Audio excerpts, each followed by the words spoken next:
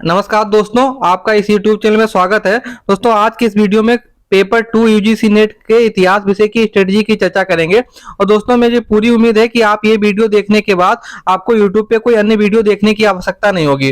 दोस्तों, आज के इस वीडियो में हम जानेंगे कि प्राचीन इतिहास की आपको कौन सी किताब लेनी चाहिए, मध्यकालीन इतिहास की कौन सी किताब लेनी चाहिए, आधुनिक भारत की कौन सी इतिहास की किताब लेनी चाहिए। साथ साथ दो किताबों के साथ साथ दोस्तों आपको कौन सी क्वेश्चन बैंक लेनी चाहिए और मार्केट में कौन कौन सी क्वेश्चन बैंक अच्छी हैं जिससे आप प्रैक्टिस कर सकते हैं।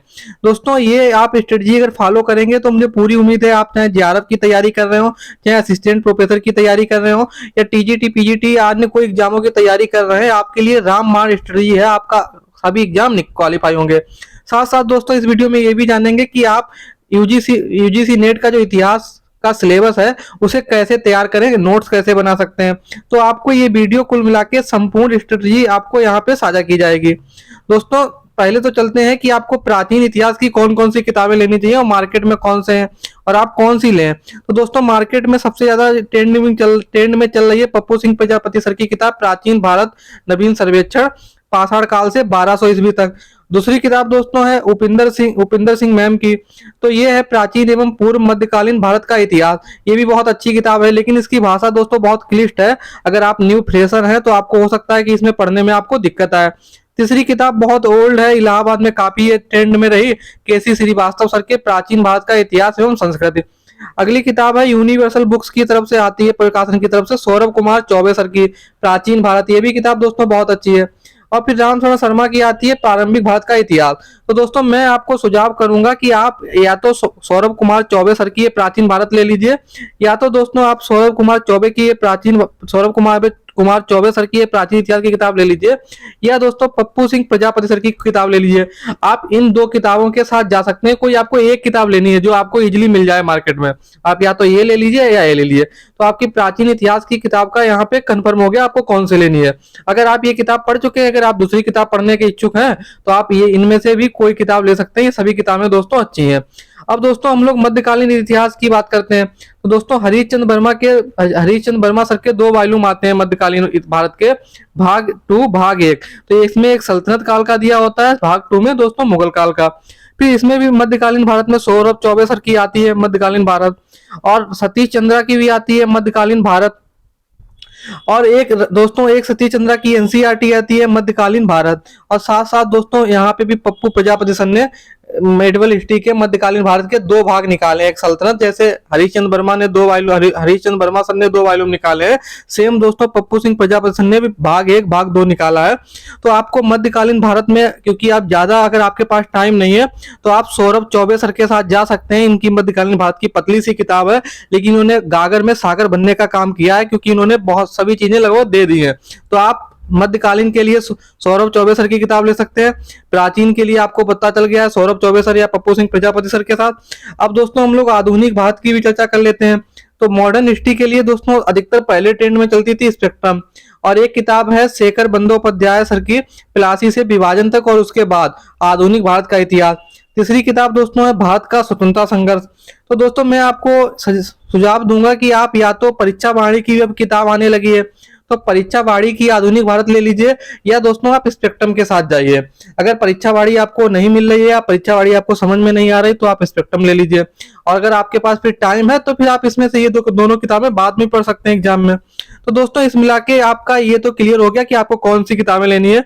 प्राचीन भारत की पप्पू सिंह प्रजापति सर की या सौरभ कुमार चौबे सर की लेनी है, इसमें से एक कोई किताब लेनी है।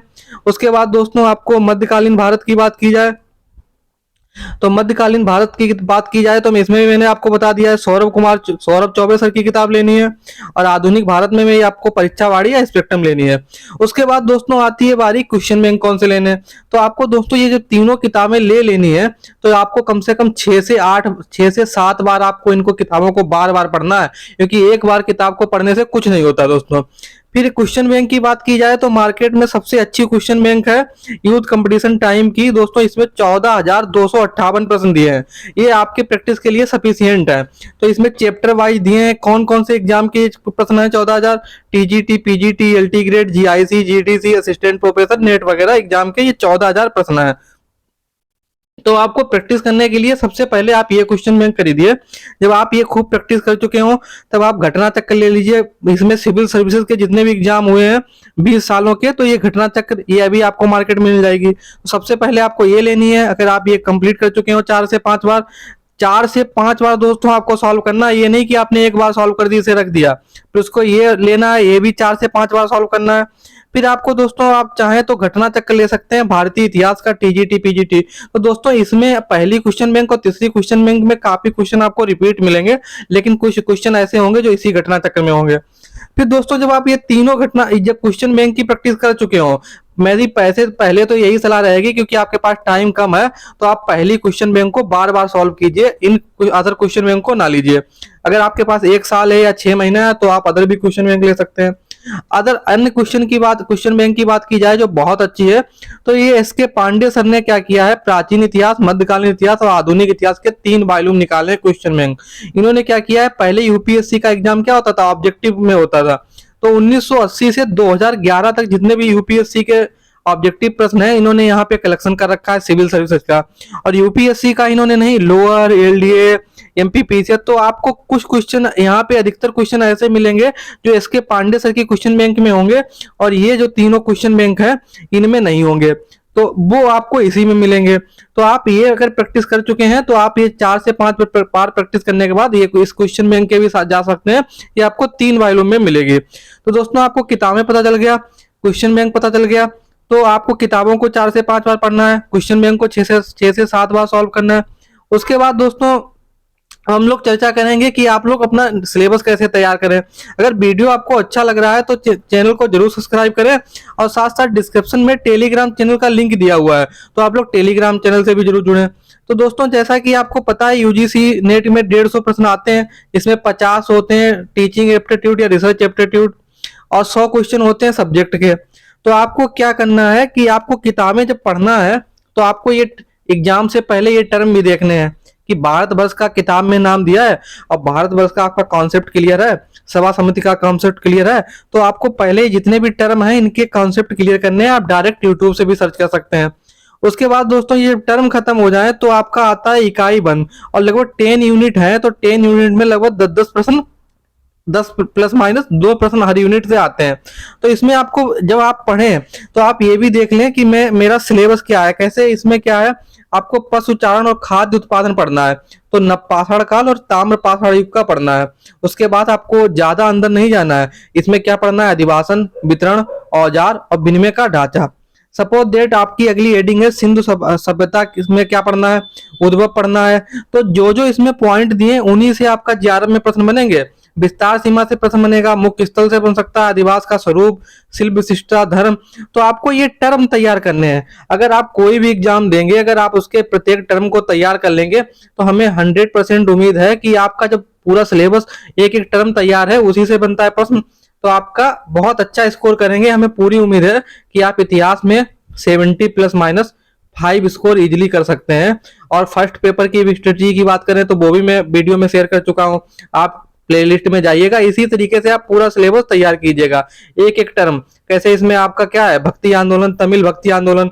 तमिल भक्ति आंदोलन में किसको पढ़ना है, शंकर, माधव और रामानुजाचार्य, 3 पर्सनालिटियों को आपको पढ़ना है। इस तरीके से आप अपना पूरा सिलेबस तैयार कर लें। फिर दोस्तों अगला प्रश्न ये भी बहुत लोगों के आता है कि हिस्ट्रियोग्राफी किससे तैयार करें। तो दोस्तों हिस्ट्रियोग्राफी की कोई टेंशन लेने की जरूरत नहीं है, आप चाहें यूट्यूब से एक एक टर्म सर्च करके जान सकते हैं। क्योंकि और जो आपको 14,000 वाली आप यूथ की क्वेश्चन बैंक लेंगे उसमें भी नेट के जितने भी हिस्ट्रियोग्राफी के क्वेश्चन है वो आपको सब मिल जाएंगे। अगर आप पढ़ने के इच्छुक ही हैं, आपको कोई किताब मटेरियल लेना है, तो आप इग्नू के साथ जा सकते हैं। आप इग्नू की वेबसाइट पे जाइए और हिस्ट्रियोग्राफी का वहां पे नोट्स डाउनलोड कर लीजिए और आपको वहां से आप हिस्ट्रियोग्राफी पढ़ सकते हैं। थैंक यू दोस्तों, मुझे आपको बेस्ट से बेस्ट चीज बताने की कोशिश की है। अगर आप अन्य भी कोई सुझाव या अन्य कोई प्रश्न आपका है तो आप कमेंट कर सकते हैं। साथ साथ दोस्तों इस यूट्यूब चैनल को सब्सक्राइब करना ना भूलिएगा और वीडियो को लाइक भी कीजिएगा। थैंक यू दोस्तों, किसी अन्य टॉपिक पे फिर मिलेंगे।